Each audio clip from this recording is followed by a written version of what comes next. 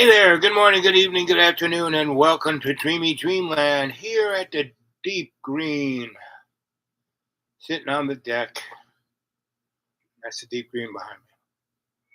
So we're going to have something 8 inches of rain Friday, tomorrow the 4th. Supposed to be like this. Kind of sunny, but you can't see the sky. It's not blue, it's kind of silvery, right?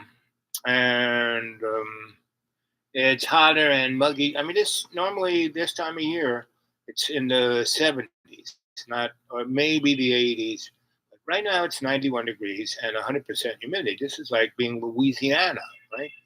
And and most people don't know. See, I got my long sleeves on, so I don't get turned into a hot dog. But everybody, I just went and visited some of my old home the old folk who are in the different churches, and I kind of go visit them and sit and talk to them and talk about. And two of them, their air conditioner stopped working, so I kind of went over there and fooled around with them and got them to work so they wouldn't die. And kind of that's why the church people got me a car, which was very nice of them. I had to spend my last nickel on making it work. I had to get new tires, new brakes, a new blah blah blah blah blah blah blah. I spent about $600 I didn't have. I spent on it, and so now until I get my Social Security check in a week or so, there went my disposable income, right? And I basically have about $400 a month of disposable income, and I had been saving that up, and here it is. Anyway, so I went and did that, and every has bad sunburn, because they think that sunblock will give them cancer. Well, it's better to not have third-degree burns on you and maybe get cancer in 20 years than anyway.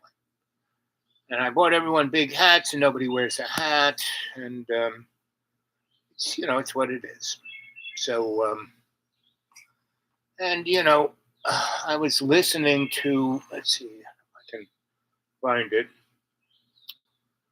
Well, these boys here, they're like stating that a president doesn't have immunity, and if so, would that law supersede this ruling, or could the justices have the opportunity to discard it? I don't think that there's an easy fix to this. I mean, look, the Supreme Court here knew exactly what it was doing. People who are commenting and saying, "Oh, the Supreme Court is naive about the realities of Donald Trump." No, no, no. The Supreme Court's not naive about the realities of Donald Trump. The Supreme Court knew exactly what they were doing, both with respect to impacting the past cases, the cases that are pending, but also what it means if Donald Trump wins again, right? Donald Trump is saying he will be a dictator for a day. Donald Trump is saying that he will exact retribution. Donald Trump 2025 and others to allow him to take over the entire executive branch to mete out retribution through frivolous criminal prosecutions and investigations. So do I think that this could be fixed by Congress passing a law? No. Why? Because the Supreme Court is in on it. The Supreme Court did this because this was the result they wanted. And it's about time that we look in the mirror, and rather than seeing a bunch of Harvard and Yale educated people who drink wine at cocktail parties and eat crudité and send their kids to the same prep schools that liberals do and think that they have the same value system, to realize they don't have the same value system. This is what they intended to do. And the values they're talking about basically demographics, right?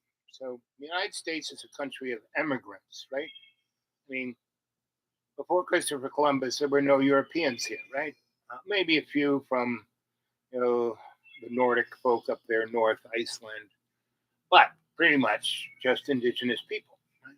And when Chris showed up in Hispaniola, which is Haiti today, right? And it's this island, Hispaniola, and half of it is Haiti, and the other half is Dominican Republic. And they're not having, civil war. They're not having gangs. They're not having. It's all white people up there, and it's all very nice. And they're all just the guy described drinking wine and living in their air conditioning. And Haiti is going through hell, and they've been going through hell ever since in the 1730s they had a slave revolt and won. And that's why we got the Second Amendment, because the slave owners, and they weren't all people in New York had slaves. People in the people who started slavery to begin with were Quakers, because those black people weren't Christians. So why worry about it, And so, anyway, let's see what else we can wrangle up here. I didn't bring my glasses. That's always a problem. Listen, come on.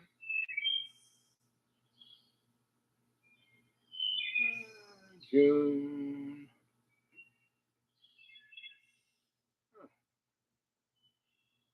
See what this is. What are white people saying back then about all this? The Haitian Revolution has been described by scholars as an unthinkable moment, right? Because the Haitian Revolution is not just another slave revolt. There have been slave uprisings happening across the Americas, right? And they're saying, okay, you're saying you believe in liberty, you're saying you believe in equality and brotherhood. Well, it turns out we believe in those things for ourselves too. What makes the Haitian Revolution radical is that the revolt turns into a revolution. And so when you look at the very earliest responses by white folks on the ground, they're a little bit like, oh dear, there's sort of troubling news from across the ocean. It's not until this revolt proves itself unstoppable that it then becomes completely terrifying, because there is the potential that the Haitian Revolution and its success will create a domino effect. That'll come to their front door. Exactly. What we now call Haiti, right, the former French colony of Saint-Domingue, was hands down the wealthiest colony in the Americas at that time. And there are copycat revolts across the Americas. Martinique goes up in flames, Guadeloupe goes up in flames, Grenada goes up in flames, Jamaica, Antigua, right? Even in what was then Spanish Louisiana. So there is a fear that the Haitian Revolution will become an example of what Black sovereignty and equality could look like. So what actions did the white men who were in power in called the United States at that time, what actions did they take in response to that? Well, what we see, I think, first and foremost is a ramping up of policing. The slave patrols are put on alert. They're also surveilling and ramping up their monitoring of free Black communities as well, right? There's concern that alliances would emerge. And so what happened? That's kind of why we got the Second Amendment. Second Amendment says have to form well-ordered militias, right?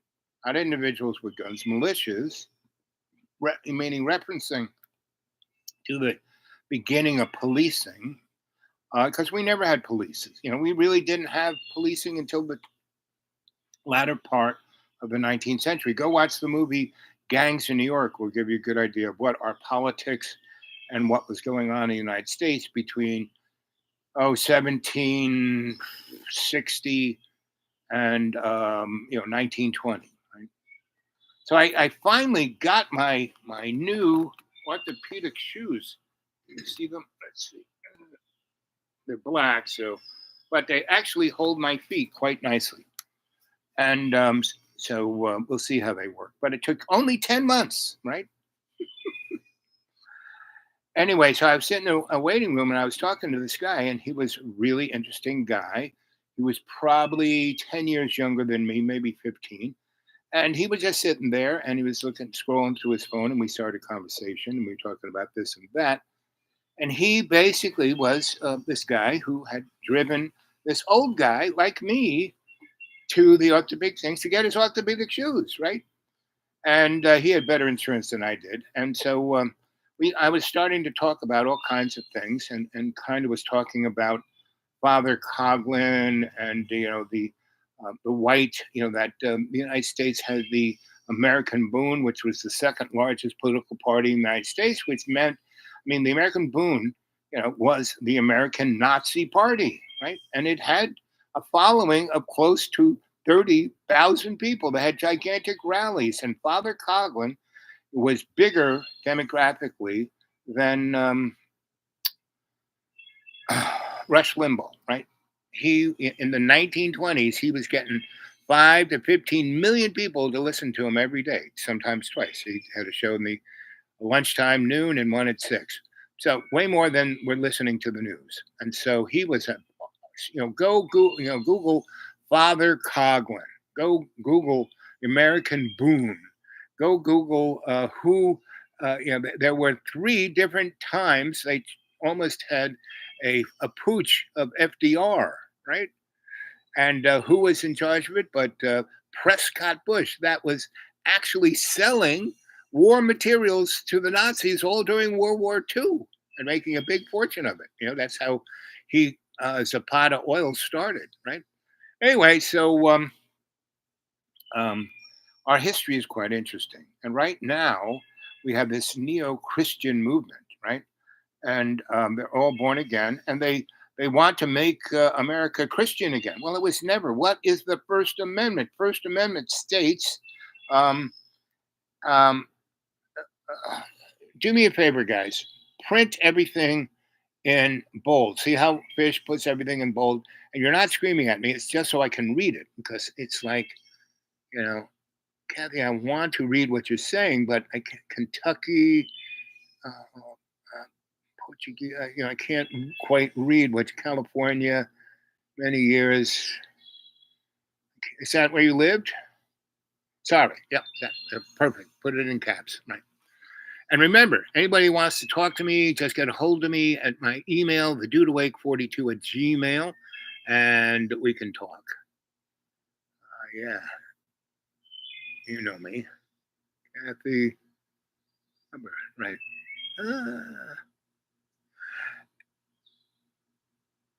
It's Courtney. Oh, Courtney. Oh, yes, I do know you, Courtney. So you're doing good. You found your mojo in California, right? So good to see you, girl.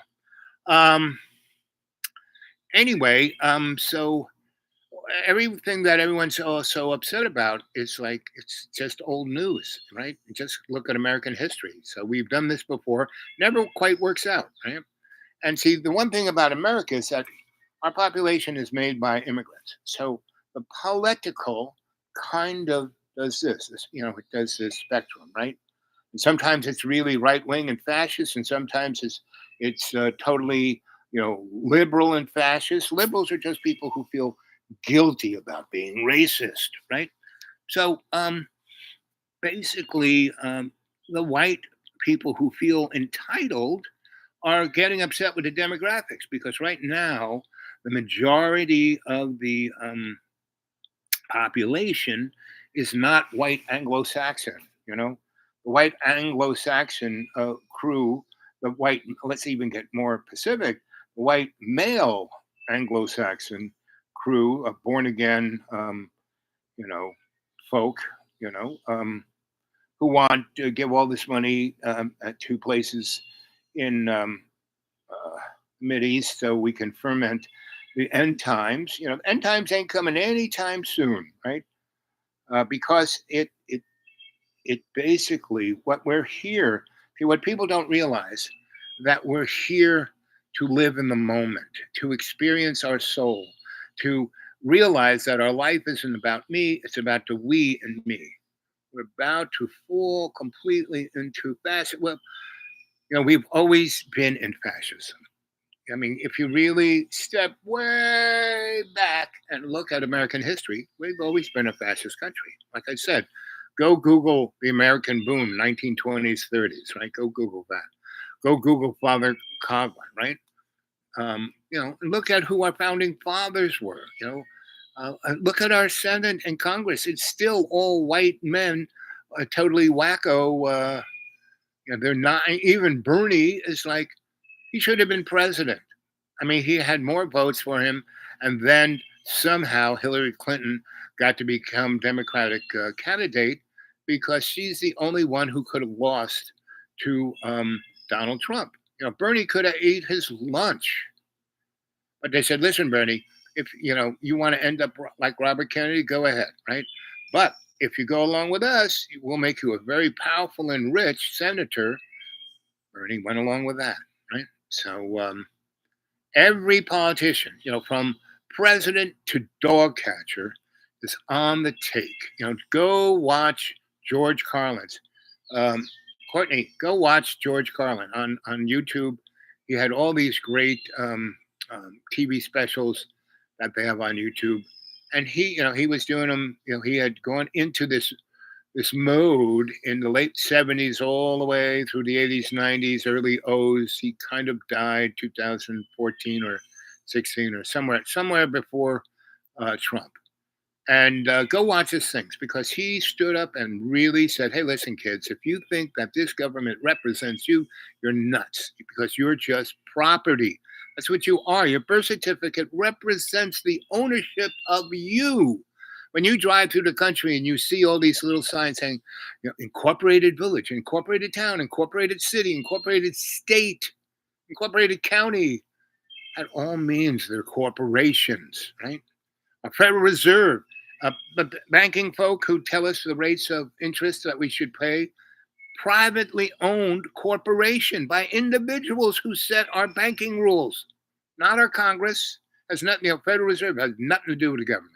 Right? As much to do with the government as Federal Express. And Federal Express probably has more to do. Anyway,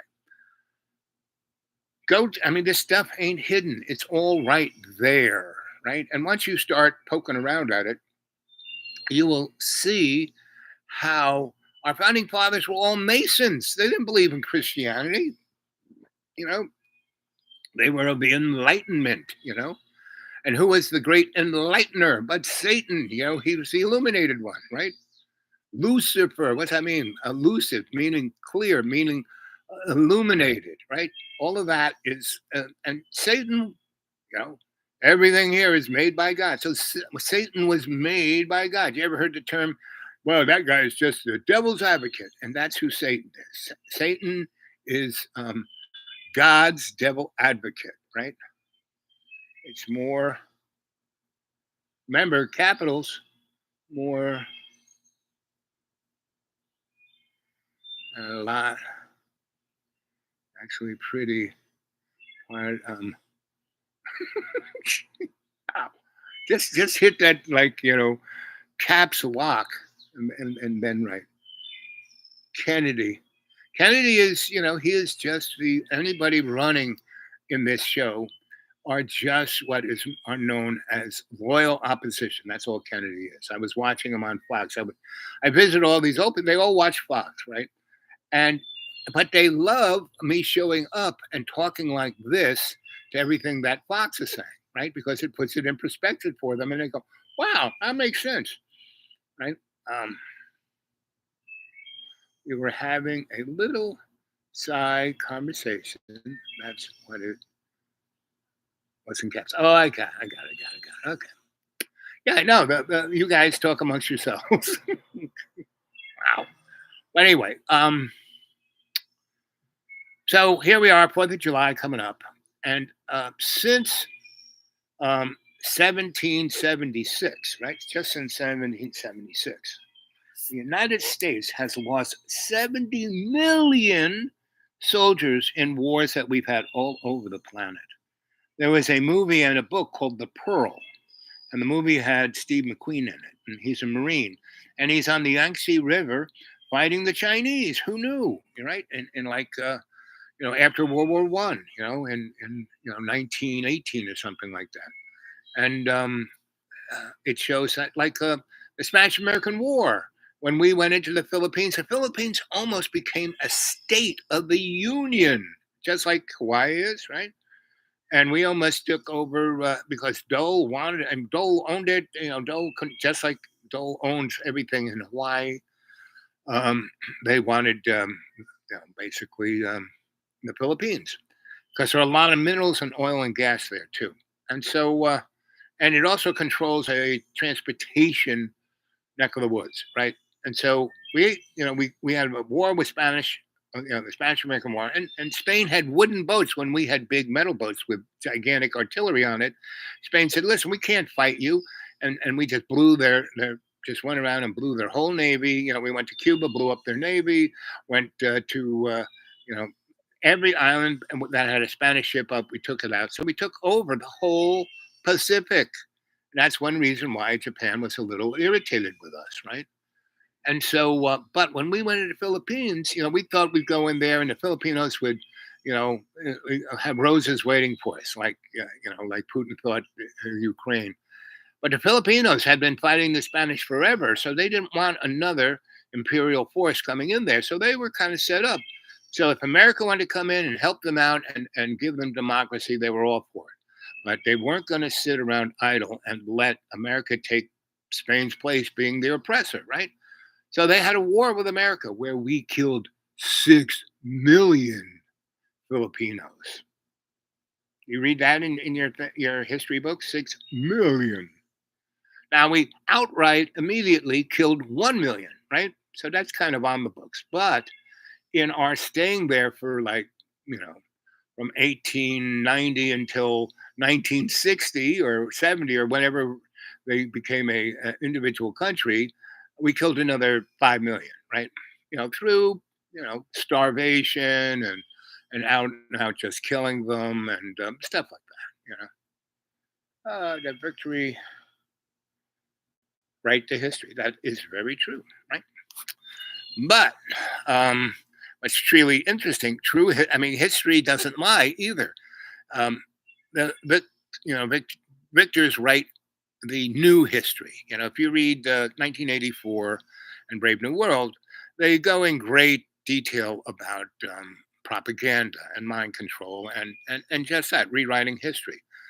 But that thing about history, it just seems to bubble up, about what happened. You think this is the first group of people who try to control history? No, the Mesopotamians, the Egyptians, everyone tried to write their own history. The Jews, you name it, they did it, right?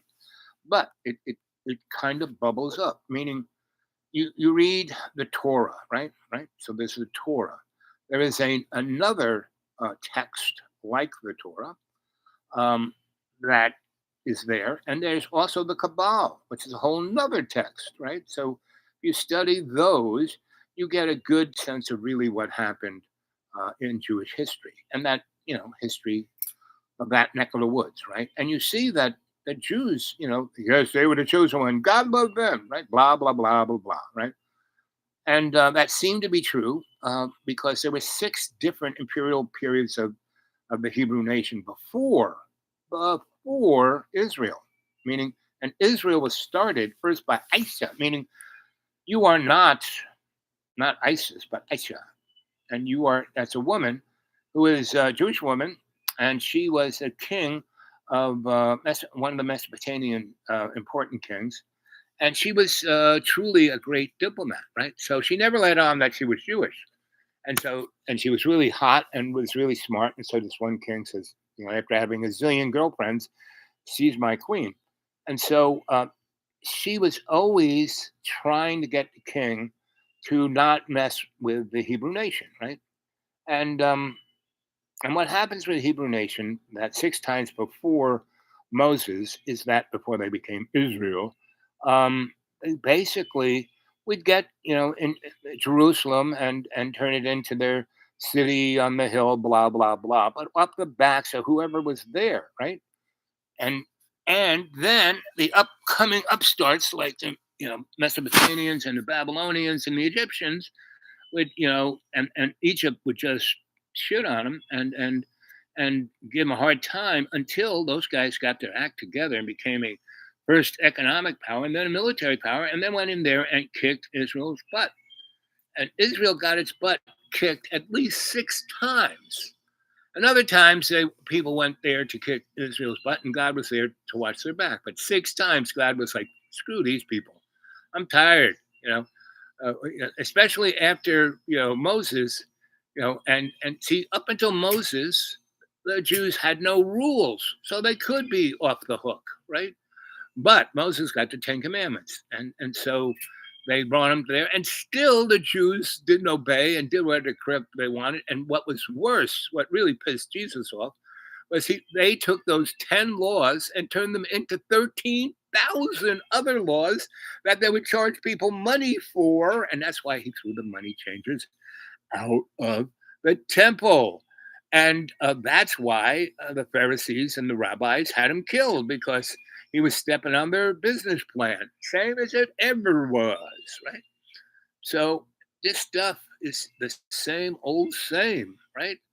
And so we're having, like, we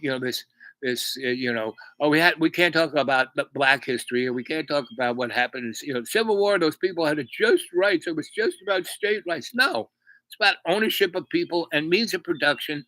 And at that time, the South were the richest. Like, New York State and New York City specifically wanted to, basically leave the Union with the South, because the South had so much money in the New York Stock Exchange that if they pulled out of the stock exchange was going to collapse, because the richest state at the time, of just before the Civil War, was South Carolina, because of rice. It wasn't, cotton was king, but rice was woo, that was really valuable, right? And the only people who knew how to grow rice were Black folk, right? So they would go over to that part of Africa that looked a lot like South Carolina, grabbed up these guys, because you had to be an engineer, you had to be a biologist. That was a very sophisticated thing to grow rice. It was a very valuable crop, very profitable. And all of this stuff is so translucent. I mean, you just got to go look at it. It's right there in the history books. It's unbelievable. And they just want to put their fingers in their ear and go, la, la, la, la, la, la, la. So the Supreme Court has just passed this thing. And if you look at the history of the Supreme Court, they've done wild, crazy, stupid crap like this before, right? When FDR was there, the Supreme Court was trying to do the same thing. And so what did he do? Because there is no rules about how many people are supposed to be on the Supreme Court. Get enough of your boys in the Senate, just like Donnie did, he was able to put who he wanted on the Supreme Court. That's exactly what FDR did. But FDR went a lot further. He truly backed it. I think he had 20 or 30 people on there, right? So they make this rule that basically says, now you have a king. Now, it states that the individual who's president at the time can do whatever the fuck he wants, and whatever he does within the guidelines of being president, right? So right now, Mr. Biden could, by what the Supreme Court just passed, basically say, okay, he can, get some, basically murdering savage, mercs to go just kind of walk into the Supreme Court and shoot every one of them in the head, right? So there are nobody on the Supreme Court anymore, right? Then he can go find out wherever, whatever political leadership he doesn't like, and go, here it is summer time off, and he can go find them and blow them away. He can take out everybody. And he can say, hey, you can't come at me. I did this under the auspices of being president. So no one's talking about that. And everyone thinks that, what's his name? Biden is a doddering old fool. No, he's not. I recorded his speech. 80% of his speech was clear, concise. He was, but 20%, he was like off in La La Land. To my mind, everything about that debate was scripted. I used to be a theatrical stage lighting designer. The way the stage, everything was put was right. And there was no audience.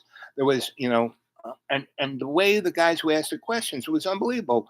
Donald Trump, basically, I mean, I don't understand why he had been, sequestered for a week training for this thing. Listen, you look at Donald Trump, he says the same thing over and over and over. It's, the terrible people coming in over the border. You're not going to have Social Security. When they said, what are you going to do about Social Security? Social Security? Well, we're giving Social Security to all the illegal aliens. And, what are we doing about, healthcare. Well, we're not going to have it. We're giving it all to the aliens. And what about every question they asked? He went on about his trope on either you know the election was rigged, it was stolen from him, and the illegal aliens. He didn't say anything about all the questions that were asked. He didn't answer a single one. Then he goes, it's been proven that he had an affair with a sex movie star while his wife was pregnant, and I did not have sex. It can really, really, really. You think you can take the book out of Bill Clinton, right? So um, it's laughable. But what's going to come down the road? So all you need is one, a device that propagates a large electromagnetic boom, right? It'll fry every chip in not a nuclear weapon, not nuclear war, but an EMP. And they have weapons, that are space based that can park itself over the middle of the United States, build up a charge, bang, let it go, and it'll fry every semiconductor in the United States that isn't protected, right? So your car ain't going to work. The electric grid will go down. Your internet, no more. See you later. Bye, right? And no refrigeration, no air conditioning, 90 degrees outside. A lot of houses have no windows that open. You'll lose 10, 20 million people in a week or two if that electricity goes down and it's 90 degrees and above, and it doesn't go below 80 degrees at night. And, all of the crops, there is no rain. The crops get, like I said, I'm wearing a long shirt because on Saturday I did some errands and I had, the window, I have a 2007 vehicle right now, and the driver's window is not tinted whatsoever. So I didn't realize, but my arm got sunburned. Now, long sleeve shirt. Right? Now, it didn't get burned real bad because I had squirted it earlier in the morning with some sunblock. I've been doing that once the UV around here has been 10 and above for 3 weeks. And so everybody in the 3 churches I go to, all the old people look like burnt hot dogs. I said, aren't you wearing a hat? No, I can't stand wearing a hat. I said, I came to church, not this Sunday, but the last one when it was really sunny, really hot, and I had an umbrella. And everyone saw me walking through the park and up through the steps with an umbrella. It was a really sunny day. And they all looked at me and, said, what are you, nuts? I said, no, it's really sunny. I'm not going to get sunburned. And they all laughed at me. Next Sunday, they were all, their skin was redder than this with black spotches. They look, you ever seen the burnt hot dog on the grill? That's what they all look like. And I brought hats for everybody. I spent about the last $20 I had. I found this place, there's this lot place. And so they had all these really nice sun hats that were real light that you could fold up and stick in your pocket, but they would come out to here, right? So I tried to give nobody wanted one. Oh, that's stupid. And then I said, here, this sunblock, I have a little bit in this tube. You could just put it on your, that'll cause cancer. And I said, I think the sun will do it far quicker. So I tried, and that's the other thing I've learned, in the last 5 years. I'm Mr. Fix It. I'm used to, fixing problems, right? And I used to get paid lots of money for that, and I got a great feeling of, happiness of helping and fixing things. Let's see what your kids are saying. Let's see. We should call and catch up. Yeah. Well, I tried to call you a few times and you went there. And I'm not a guy who's, you don't pick up or, I don't have, out here in the deep green, I don't always have a cell signal. Sometimes, not always, right? So I try. So I'll give you a buzz in the next few days because I'm not going anywhere in the next few days because tomorrow's supposed to be ridiculously sunny. It's forth, and the cockroaches are lined up. The gas station was unbelievable. I was out on the county road. All these people with their RVs and their boats, and I went by the big boat ramp going towards Johnson City. And I never see it full, but man, it was full to the point that people were parking on the side of the highway where there's signs that say there's no parking here, and the cops are giving out tickets to people from North Carolina and Texas and Florida, and they, what are you talking about? And it was like, really? So, I know all the back roads. So when I came up to that, I saw this one cop. I said, what is going on? And he goes, I don't know, Al. I've never seen this. I said, so what's going up on, he said, well, you can go up there. The road's in pretty good shape. And I kind of zipped up around the side of the lake instead of taking the short way. I kind of zipped all the way around and came out in Johnson City. Nice ride, way high up, good views. There was nobody there. But what I did see was that road, which is normally just a mess because no one ever goes up there. They had big, heavy equipment up there ready to scrape it and scrape off the tops of the mountains to build houses up there. And they put in new power lines for 90,000 people. I should have put those things up. I used to work for companies that looked at the demographics of places and see what size of the road. You put out those little rubber hoses that count how many cars are going by and whether you should widen the road, blah, blah, blah. They can't do that here because it's Sawtooth Mountain Range, right? And so it's not a straight road that you can just take somebody's front lawn and widen it. No, because the road is like against the mountain and there's a cliff and it's just that way. It's never getting any wider than that.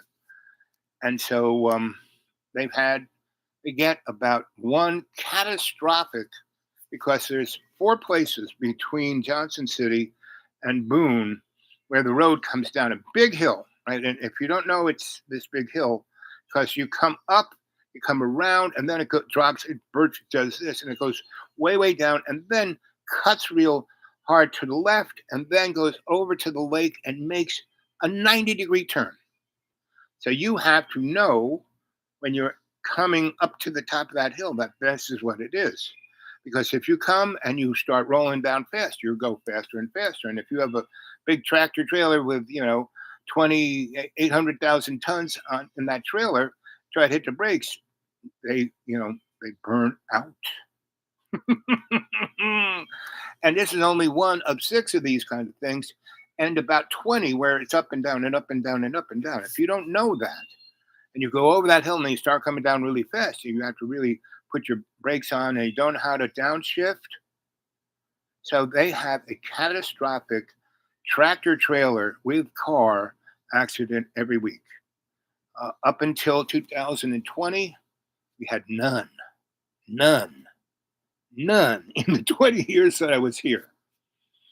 So it's just, and this is just the beginning of the tip of the iceberg, because they've only built maybe 1,800 houses around. They bought up all the properties and they're cutting off the tops of the mountains to put these houses up there. And the other thing that they're doing is they're not going to just put houses there. There are 20 glamping sites that you can put your big 30-foot RV or your, wagon up there and rent that space for a year, and for like $1,800 a month, and that's cheaper than building a $500,000 house. And those RV wagons are pretty fancy, and there's 20 of them. There's 10 that 8 that are working right now, and it's mind-boggling because the roads that come into this county road, it's like mountain here, cliff there, road cut into mountain that pops this. So when the guy comes out with the 40-foot, he's got his big Cummins pickup truck and he's got his 40-foot trailer, and he tries to make that turn and can't, and he tried to back up and that's when the big tractor comes flying down that hill and smashes into that thing. That's happened 4 times already this summer. It's not even summer, it's just July 4th, So I just sit here in my little deep green. Hear that? That's about as much as I hear of that road. That's about 4 miles away. I hear motorcycles and tractor trailers that are downshifting, going down that hill. And I have these big crews of guys on motorcycles that have to prove their penis is big enough. And they drive, in these big, like 30, 40 guys, it's awful gay if you ask me. Um, they all look like orthodontists. I mean, who can afford a $70,000 2024 Harley Davidson? Not me. And so when I say gay, I don't mean homosexual kind of gay, but that gayness that you you are like ashamed, right? So you have to do something stupidly manly that doesn't even exist anymore. It's one thing. I mean, when I was a teenager in the 50s, and well, when I was a child in the 50s and a teenager in the 60s, uh, I learned how to ride the rails, right? Adam Purple, showed me how to ride the rails, and so I did that when I was 16. Right, went across the country. It was great. Uh, Now they have containers, so you can't, do that. I mean, it's more tough. It's more dangerous too. Anyway, and so those people were individuals.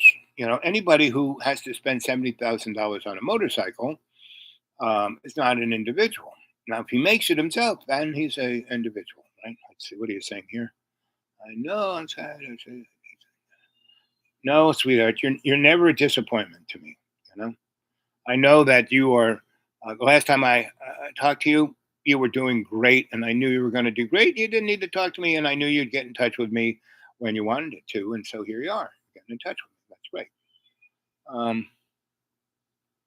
Senses these tricks all kinds of ways. Yep, exactly. I have a friend who's a media guy in in Germany, right? And he watches the show, and he doesn't go on this, but he talks to me. There are about 100 people who watch this, but don't chat. So why don't you chat? So because I always watch your show when you're not live. I'm either at work or I'm doing something, but then I come home and I watch it and I email you. So I've got about 100 people who do that. And so just I'm a demographic guy. If there are 100 people who do that, then I know there are way more people watching this thing than what the algorithm says so, right? And I counted up all my shows, and there are at least 1,200, and it says it's like 400. So none of this stuff matters. What matters is this: what we got here right in the moment, right now. And I love the fact that Fish is here, and uh, Miss C is here, and there's at least 3 people watching. Somebody gave me a nice thumbs up. And so anyway, so when I go about, so like today, I probably talked to about 10 people, and about 6 of them were like, I really need to talk. They didn't know who I was. I was, in a waiting room at a doctor's. I was, at the Red Lobster. I like they have a really all you can eat salad and clam chowder, right? For $9. Can't beat it, right? And I go there like maybe 3 times a year, right? When I go see the orthopedic guy there, which he's in the same strip as these guys. And there's a guy who works there, and I usually go there when it was not a gigantic crowd, so we can talk. And he basically, I read his, I usually have my runes with me, and I give him a reading, and he tells me, he gives me his 411 of what his life is, and I give him a little reading, right? So he really likes that. So, I got all the breadsticks I want, and salad. I go home with lots of salad. So that's good for me, and it's a nice, comfortable place, and they have pretty good Wi-Fi. But these 2, I mean, David Bowie has a song, "God is an American," right? It's on his 3rd to his last album. He's, it's like, what's, God is an American. And he did that probably in the 90s or early O's, right? That's the thing about David Bowie. He was present. He knew what was coming. He sang about it. He was everything from, Major Tom, So, what else? What matters? So this one lady who is really interesting. So I was doing the paperwork, the insurance, all that craziness was unbelievable. And the lady who runs the office for my orthopedic guy is great because she went to the mat. She went out of her way to cut her way through all the bureaucracy so I could get it took 10 months, but and the other side of the thing, I had to go see all these. I had to prove that I had neuropathy, so they sent me to a real neurologist. And this guy said it was amazing because he got on the phone and he talked to Dow. He said, "What kind of jerk are you? This guy has been walking around like in paper shoes for 10 months because of you. I can't believe he can walk." He really tore this guy a new one, and he goes, I'm sorry." Because this guy's pretty, an authority, and he was ripping this, this guy who I didn't pick him to be my, primary doctor. The insurance company, because he does everything he can to make, you need open heart surgery. No, I don't, because they would make $300 grand on that pair of orthopedic shoes. They're not going to make anything on it. So anyway, and that's medicine today. So what I did was, every obstacle that was put in my way, I used as a opportunity. So I met all these, this physical therapist, great, because I was a physical therapist. And she reminded I needed to be doing these exercises. And now I've been doing them now for a month, right? And my legs, I can actually walk better. I mean, that's one reason why I can walk. I could walk before, but right now it's working better because the neurologist said, you have super, what do they call that stuff? Starts with an N. Neuropathy, right? So there's diabetic neuropathy, and then there is genetic neuropathy, and then there is this thing between it called hyper. What do you call it when you can't move your joints? I have all of that to the max, right? Because you shouldn't be able to walk. You shouldn't be able to use your wrist or move your fingers. And you are. How do you do that? I said, well, it basically comes with conscious intent. My conscious intent is to be my best. I'm not, and I live way out in the middle of nowhere. There's nobody helping me do anything. I got to move around. And I put myself there because I knew that I'd have to move around. And he goes, so the more that the system tries to oppress, I get opportunities to meet guys like that. And that guy walked in. So his technician, his nurse, did the little test on a big test. They put all these electrodes and they shock you, right?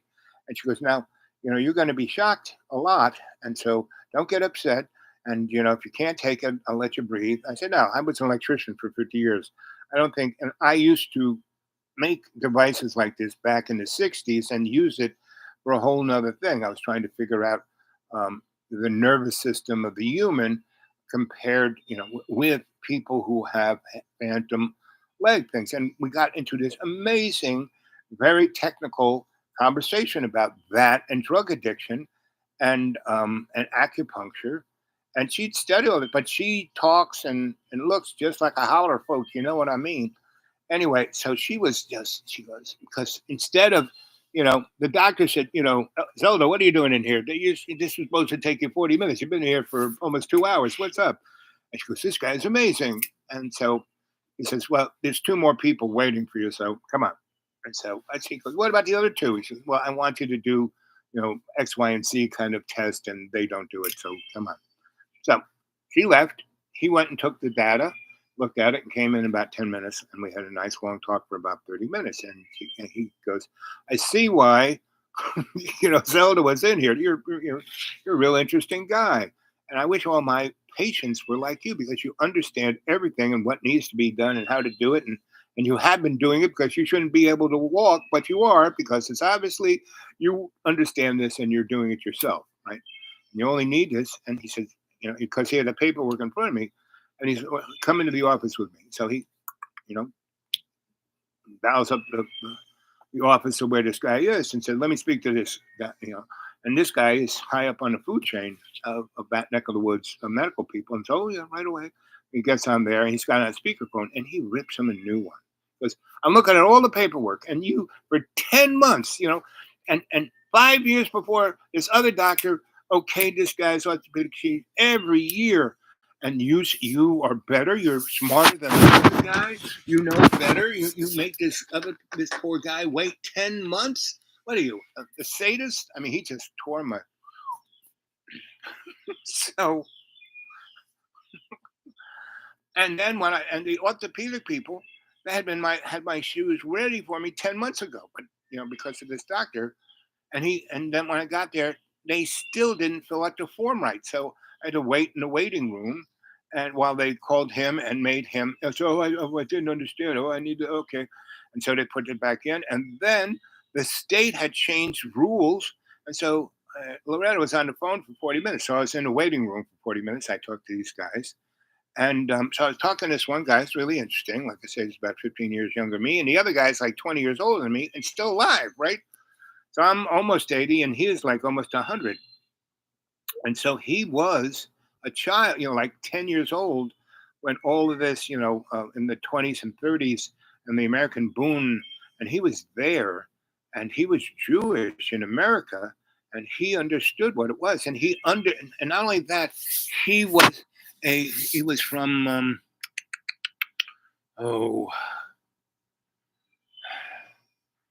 he was Lebanese and he looked Arab because the Jews look like Arabs, He had the dark skin, the facial, but he's Jewish, right? He had a Lebanese name. And so he got it from both sides in America when he was a kid, right? And he learned to be he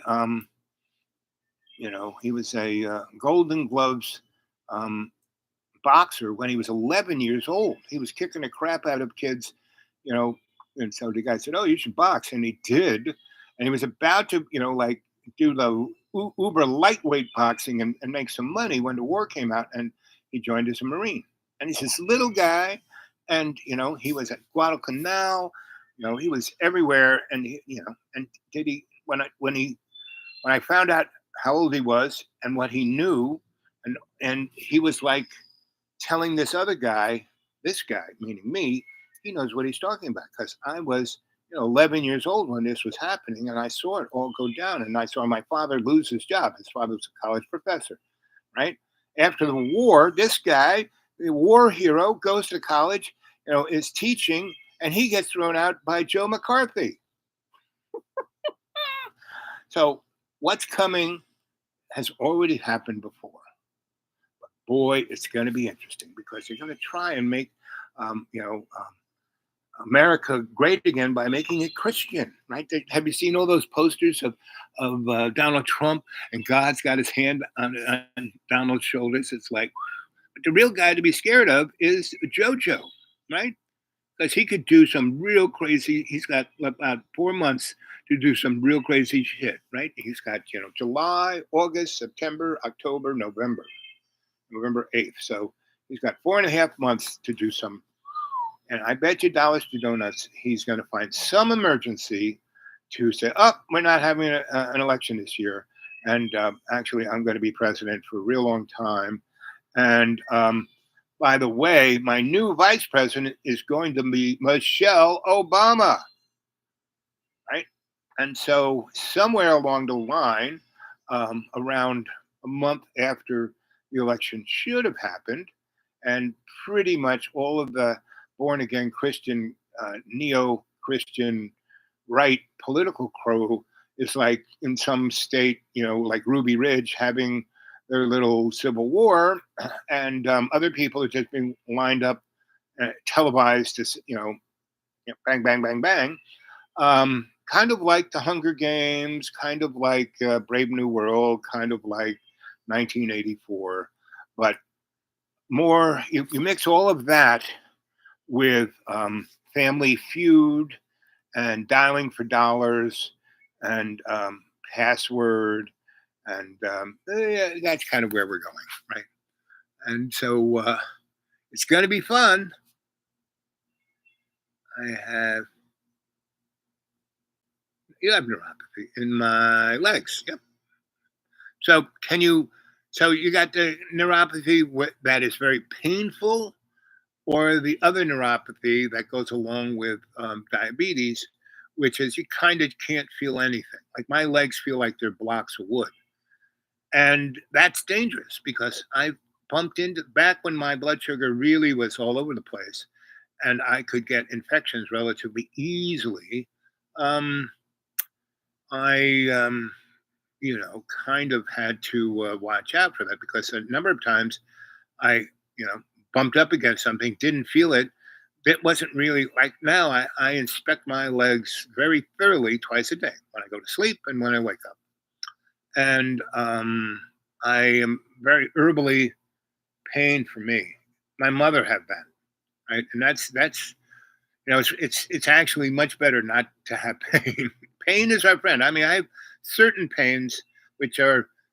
It's good to have pain because it tells you what's wrong. Like I said, I could hurt myself really badly and I wouldn't feel it, and then I would hurt myself even more because I hurt myself. I should have taken care. You know what I'm saying?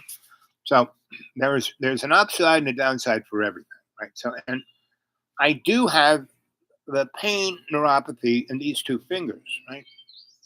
And I have arthritis was what I was thinking about.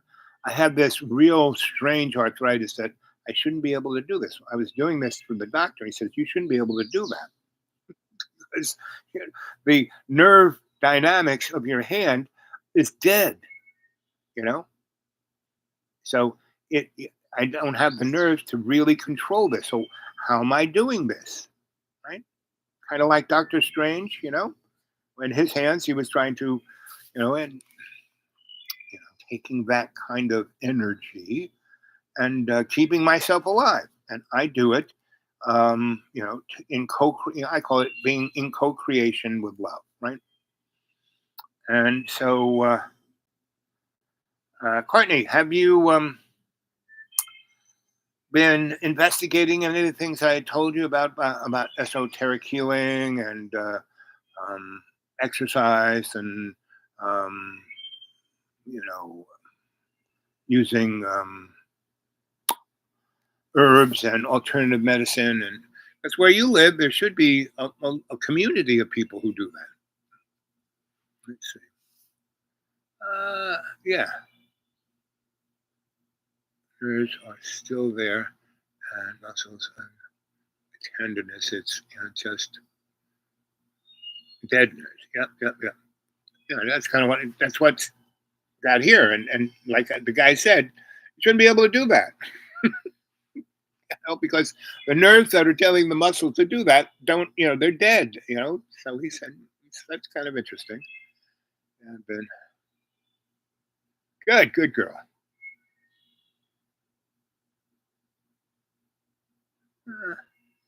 Good.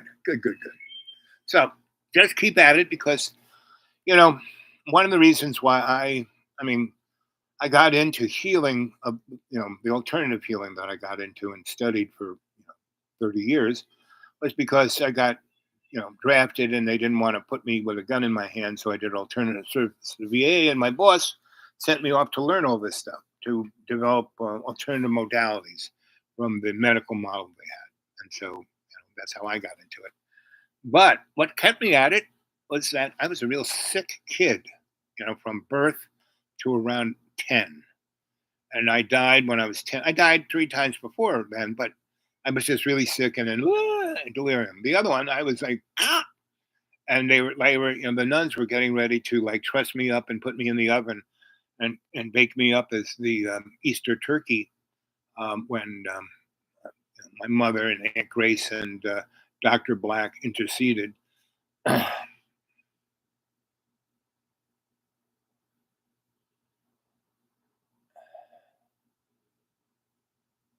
Yeah. Well, there's so much, on the YouTube. YouTube YouTube is truly a great blessing because there's just so much on it that you can learn tremendous amounts of. You want to do brain surgery? It's on YouTube. Self brain surgery on YouTube. It's got how to fix your carburetor. You name it, YouTube's got it. So let's see. We got another 10, 20 minutes left of battery here. What time is it? Is it really 6 o'clock? Well, in about 20 minutes, the mosquitoes are really going to be out because where I am, I got fans everywhere to blow them out of the way. Here, not so much. And here, I've cut all the trees out from around me, so when it rains, it doesn't have puddles everywhere. Like here, there's a little, wherever a stick falls and the water comes down, there are leaves. It makes it like a little water park. And around me, no, I cut all the trees out so the sun hits it, kills all the insects, and but those insects, they regenerate like every 20 seconds. It's like, but it's not in about 20 minutes or less. It's going to be like they're going to be all over the place. So I'm going to go out. Let's see up. Oh, there's one right there. Come on, get Scott, go. There's one on the screen, but I'm not. Go. I'm not going to kill you until you get really annoying. Keep me. Yep, exactly. So I'll give you a buzz tomorrow or Friday. We're supposed to get 38 inches of rain on Friday. It's a lot of rain. But I've put drains on the 3 roads that come in here. Normally, it was like the mud apocalypse 20 years. But just with a little rake and a shovel, I've sculpted the road so it doesn't wash away and it doesn't turn into the mud apocalypse. Okay, well, we have to spend 50 grand and get heavy equipment in here and put a zillion tons of stone. And every time they would do something stupid like that, it would wash away. Someone's coming up the road. Anyway, are they coming up here? They might be. Where they go? Yeah, I think I'm going to go. Okay, guys, I'll talk to you later.